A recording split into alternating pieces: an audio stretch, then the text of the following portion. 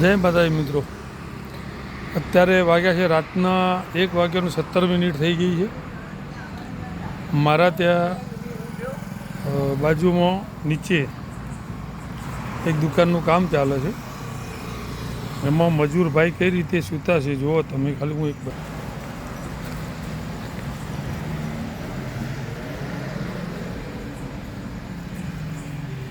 કોથળીનું ગોદડી કરી છે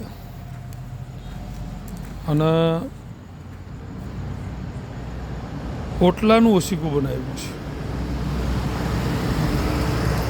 આ વિડીયો બનાવવાનો મેં એમનું મોઢું નહીં બતાવ્યું, પણ આ વિડીયો બનાવવાનું રીઝન એક જ છે મારું, કે એક પુરુષ, એક બાપ, એક પતિ, એક ભાઈ કયા પોઝિશનમાં તમારા માટે મહેનત કરી અને રૂપિયો કમાતો હોય છે,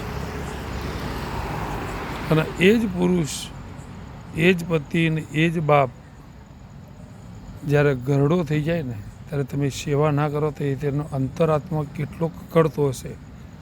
આ પોઝિશનમાં આવી રીતે સૂઈને દિવસો કાઢીને તમારા માટે એ 5 રૂપિયા કમાવા નીકળેલો માણસ કમાય છે.